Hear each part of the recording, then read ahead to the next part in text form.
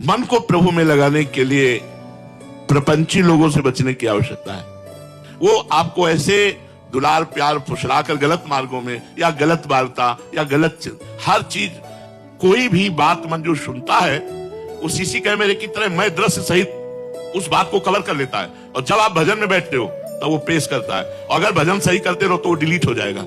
इसीलिए तो हम लोग परेशान हो जाते हैं कि ऐसे तो कोई परेशानी नहीं, लेकिन जब भजन में बैठो तो दुनिया का प्रपंच, जो हिसाब नहीं लग रहा होगा वो हिसाब लग जाएगा उस समय जब भजन में बैठोगे।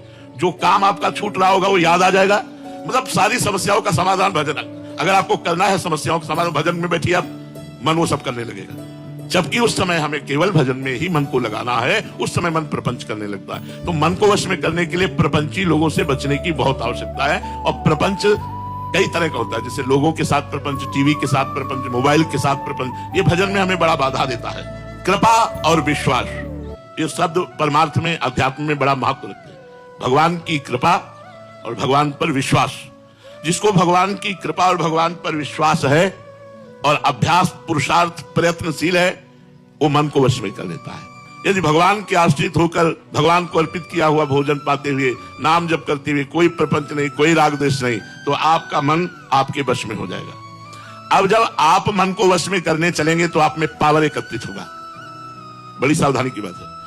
अगर आपने संकल्प करना शुरू किया और वो संकल्प पूरा होने लगे तो क्या कराया मन वश में फिर फिसल जाएगा। जैसे ऐसा हो जाए तो ठीक है, और वो चट से हो गया। ऐसा हो जाए तो, क्योंकि आपने पावर एकत्रित किया ना मन को एकाग्र करके, अब वो पावर आपने संकल्प में खर्चित कर दिया। तो कह रहे जो भजन करने वाले लोग हैं उनको किसी विषय का जल्दी संकल्प नहीं करना चाहिए। मन संकल्प, चूंकि पावर मन को एकाग्र करने से होता है, तो जो संकल्प किया अगर वो सिद्ध होने लगा, वो चीज आने लगी, तो आपका पावर जाने लगा, मन आपका फिर कमजोर हो जाएगा। इसलिए कहते हैं कि अगर मन में कोई इच्छा उत्पन्न हो तो उस इच्छा को भगवान को दे दो। प्रभु मेरे मन में इच्छा है, अब आप देखो पूर्ण करना हो तो ठीक, और नहीं पूर्ण तो अगर पूर्ण होती है तो हम अपने मन की ताकत ना माने, संकल्प ना माने, हम माने हरि कृपा से पूर्ण हुई है, तो हमारा मन फिर भगवान के मार्ग में, अगर कामनाओं की पूर्ति कराते रहे तो भगवान के मार्ग में आगे नहीं बढ़ पाएंगे।